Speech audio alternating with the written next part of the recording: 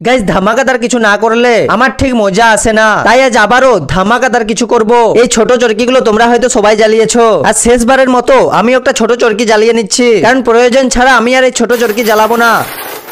কারণ এই ছোট চরকি জ্বালিয়ে আমার ঠিক মজা আসে না, তাই আজ আমরা বানাবো একটা বড় চরকি। হ্যাঁ, আমি এটুকু বলতে পারি যে তোমরা এরকম চরকি আগে দেখোনি, যেটা এখন আমি বানাতে চলেছি। তাই তোমাদের বলবো পুরো ভিডিওটা দেখতে থাকো। গাইস দেখো, আমি চরকি বানানো শুরু করে দিয়েছি। আমি যে চরকিটা বানাচ্ছি সেই চরকিটা জ্বালানোর পর যখন ঘুরবে তখন তোমাদের অনেক ভালো লাগবে। তাই তোমাদের আবারও বলছি পুরো ভিডিওটা দেখতে থাকো।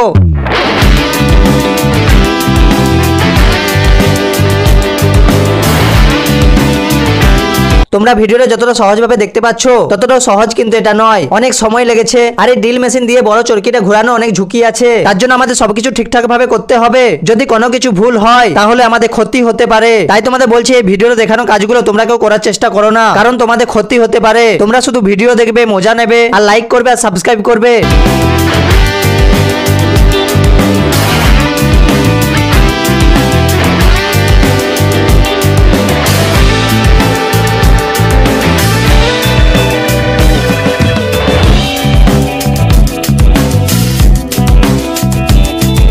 গাইস দেখো, এটা আমাদের তৈরি হয়ে গিয়েছে। এবার দেখতে হবে আমাদের বানানো বড় চরকিটা কেমন ঘুরে।